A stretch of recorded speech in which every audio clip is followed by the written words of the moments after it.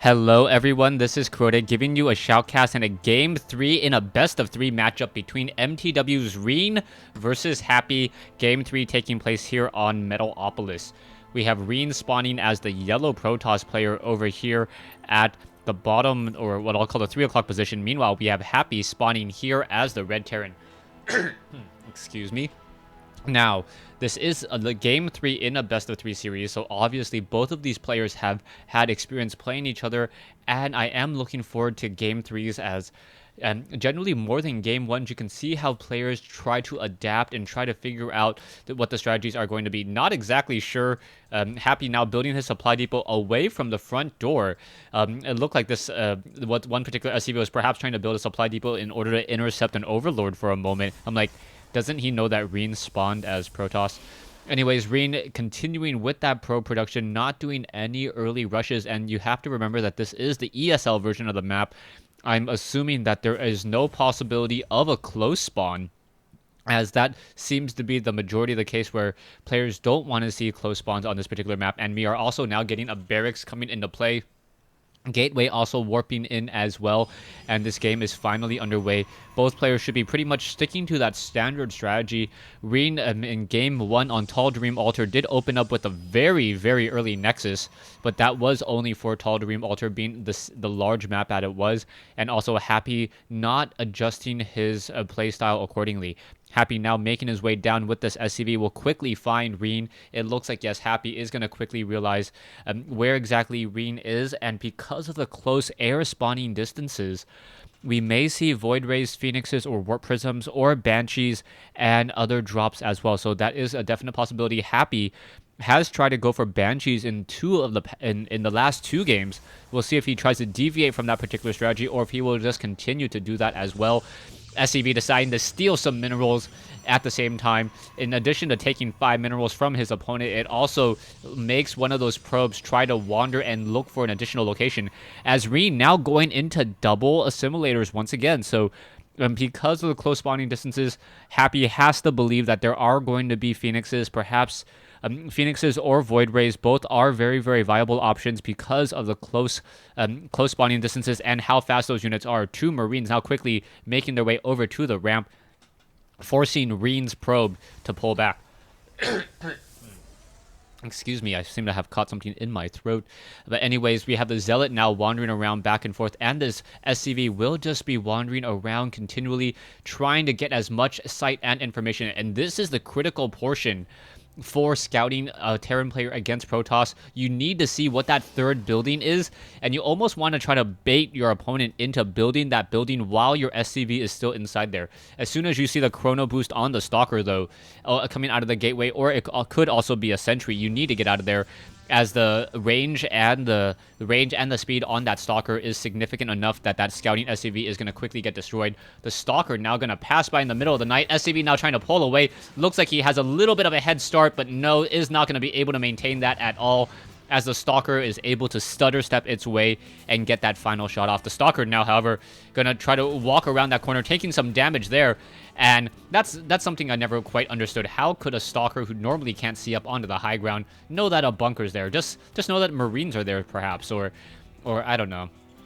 Revealing that building there, and now Happy just sitting outside the bunker waiting to get some damage onto that one particular probe. We do have a scouting factory now coming out, and the scouting factory does scout the Phoenix.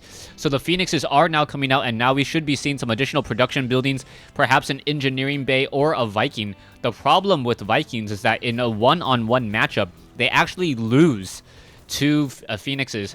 The reason being is that the damage speed and the damage speed on those units, as well as the Phoenix now making its way around, going to get a quick sight and information, and now taking a look around. 3 Marines not going to be able to catch up to that one Phoenix, a very fast-moving unit, and now getting some damage onto the factory instead. Back over here, we do have a pylon, and now warping into, or upgrading into, a warp gate. So yeah, with that additional Stargate and now 2 Phoenixes about, we should most likely be seeing an engineering bay and 1 or 2 missile turrets in order to fend off any early attacks. You can see the Phoenix is now coming in, quickly picking up an SCV, and now 1 Phoenix now taking a little bit of critical damage, being forced to pull back. You do also see that there are no SCVs in this refinery, so most likely he's changing it up to try to go into mass Marines. And now those Phoenixes able to just wander around pretty effectively so far and get a lot of, just cause a lot of harassment. And while this is happening, you can see that the expansion is coming in, and this is a beautiful play by Rine, just keeping keeping pressure on his opponent while not really risking anything at all. Those Phoenixes just causing harassment and forcing the Marines to chase around and perhaps causing slip-ups in micro. We are getting a medevac now, and once again, Happy, in every single game that I've seen so far, there has always been he's always been behind in terms of the food count. 52 compared to 35 there. You can see there are a lot more production buildings, 3 gateways, and also a command center. But if you take a look here, you also see 2 gateways, a robotics facility, or yeah, 2 gateways, 3 gateways, and a robotics facility, and a Stargate as well. So I'm not quite sure how Rine has such a large food count difference, especially now that those bunkers are done, and now we should be getting more and more units into production, as well as those Phoenixes now come back around perhaps to get a little bit more damage. And it looks like that missile turret going to be able to deter just enough right there, deterring it. Oh, and a Phoenix goes down, so the range on a missile turret just enough to put a little bit of pressure, as now the Phoenix getting some damage onto that medevac, and the medevac now being forced to pull away. Perhaps the auto track +1 range on a missile turret would be a smart investment at this stage, as it will be able to deal more damage towards Colossi, or to Colossi, as it's able to get within range a little bit more quickly, and also just a move away with those Phoenixes and the observers. Now, if you did not know, I did turn on the flyer helper. It is that little dot that is beneath the unit. That is where the units have to actually target or be within range in order to try to shoot it down. The Marines and Marauders now on the move. There are 2 medevacs, 6 Marauders and 8 Marines, but I do not think that's going to be enough to really stop this army of Zealots, especially with 2 sentries, with enough force fields and guardian shields between them to make this harassment just look absolutely pitiful. Rine more than knows what exactly is happening, but these pylons are going to get cleaned up along the edge. So 1 pylon already down. If the Phoenixes now try to come in, that is going to be a little bit of a mistake, as well as the Zealots most likely now coming in, and now another pylon getting shut down as well. So we are currently supply locked, as the Marauders and the Marines are now trying to battle it out here, getting some damage onto another pylon. And wow, supply locking his opponent for quite some time, 83 over 76. A Colossus now joining in on the fight, as we are now going into a Ghost Academy. So Ghost Academy going to be very, very important in order to get some EMP shockwaves and really essentially disable a front load all of that damage onto those units there. A Marine also looking to see if there's an expansion here. The perfect time to take an expansion, and now also a Marine down here going to get Graviton beamed. It's just going to be able to sit there for a little while as the rest of the units are going to come over. The Marine going to get dropped down, try to fight back, but yeah, going to get easily destroyed and burnt to a crisp. We do see another command center already being built here next to the expansion location. So 11 minutes in, and we are already expanding once again, as both players are trying to macro it up. Income-wise, 38 SCVs versus 50 probes, and now a Dark Shrine coming into play. So wow, I missed the Twilight Council, but the Dark Shrine now coming into play, meaning that we are going to be getting Zealot leg research in addition to Dark Templars, and Dark Templars are going to be a definite issue, especially now that we only have a reactor onto the starport. The starport is going to not be able to train up any Ravens whatsoever, and with no Ravens in that group and scanner sweeps being used, that's going to be very difficult for Happy, as Happy is not saving energy on his command centers. I do not believe he knows about, no, he does not see any of the buildings here. He does know that something is being chrono boosted, but that Dark Shrine being hidden off into the corner there, and Happy is going to have a very bad day. Probes now making their way out, level 1 weapons upgrade, level 1 armor upgrades, and with that Guardian Shield, so much damage is going to be dealt. I don't know, I just always find it very difficult to look at a Protoss army. It's like, especially with the hit points on, you're like, what's in there? And anyways, yeah, so a very, very large ball of Protoss units, Zealots, Stalkers, and Colossi doing such a great job. And it's because the Colossi can walk over his own friendly units, it allows essentially a large amount of DPS in a ground DPS in a very, very small range. Just very, very effective. We are getting some Vikings out now. So 6 Vikings already out. Dark Templars now being warped in up onto the high ground. And this is the bad, bad day that I was mentioning just moments ago. Do we have enough energy for scanner sweeps? No and no. So this is going to be a very, very bad day indeed as the Metavac's now trying to heal up more units. The reactor already taken down. And an EMP shockwave missing the Dark Templar. So trying to use an EMP shockwave to try to reveal where his opponent is and doesn't see it.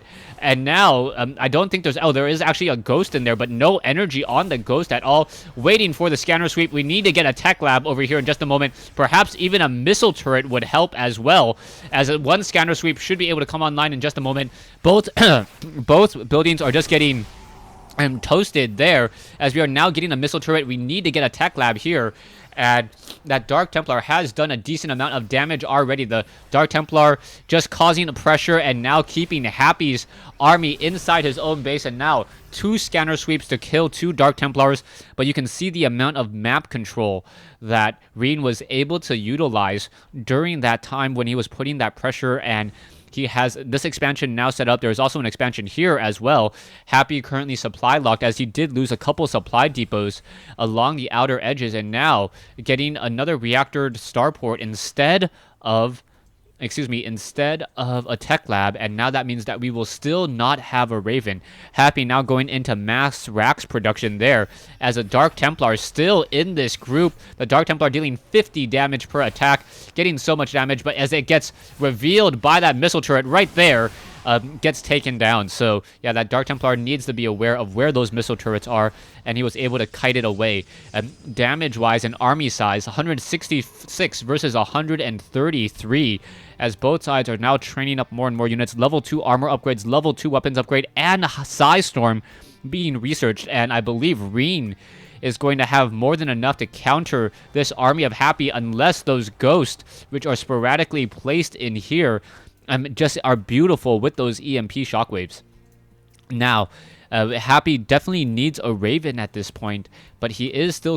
but the problem is, if you get a Raven, then that means you are no longer producing Vikings, and then those Colossi are just going to be able to roll over you. We are getting the level 2 weapons upgrade, and that is going to be completed, and we are now just a little bit of resources away from level 3. Rine running off of essentially 4 bases now, as probes are being transferred, and his economy is just going to be absolutely horrific for Happy to try to overcome and try to counter.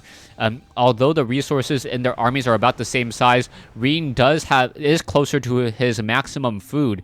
And a lot of people have said this in the past, the Protoss army is best run at 200 food count, just because of how quickly they're able to replenish those expensive units off of those gateways. EMP Shockwave quickly revealing a Zealot there, and now those units are moving back. We are getting a decent... The Vikings do have that level 1 weapons upgrade, but against the level 3 weapons upgrade and level 3 armor upgrades with High Templar, it may not really matter. Probes still wandering around back and forth. The Vikings now do see that there is a very large army here. High Templars now making their way out, and Size Storm now... No Size Storm yet. EMP Shockwave. Stalker's now blinking. Oh! An EMP Shockwave, just absolutely brilliant onto all the High Templars. The High Templars need to start merging into Archons. At least they would be able to absorb all of that damage. And Happy just is ecstatic with that, and now Size Storm finally coming in on top of those units there, as the Stalkers are going to be able to finish off more of those units. And even though we had some brilliant EMP shockwaves, Happy is definitely on the losing end of that battle. Back over here, the Metavac's now looking to perhaps do a drop and shut down this particular Nexus. There is one Photon Cannon here, though, so this Nexus may get shut down, but now we are going to get Stalkers here. The Planetary Fortress does have a decent enough range, and now the Stalkers do not want to try to engage there, as the Marauders and Marines are getting healed up and ready to move out once more. Marauders quickly coming in, going to shut down one of those Nexuses. A Dark Templar now trying to warp in, unable to do so. So that Dark Templar has been destroyed. As the units are continuing to make their way around, we are going to get some High Templars here. Stalkers are trying to come in, trying to reinforce the Nexus, and going to be finished. And are the Stalkers going to be able to blink in and take down that last medevac? No, not getting close enough at all, and unable to do so. The main army of Rine now coming back and retreating home, and the Stalkers are already lying in wait, ready to destroy this. With the medevac now going to get destroyed there. The Marauders, oh, brilliant move by Rine. Rine purposely moving away with those Stalkers outside of the vents, so that the Marauders were somewhat attacking the pylon only, and by only attacking the pylon, the Stalkers were able to get in a lot, or get in a little bit of damage before it was taken down.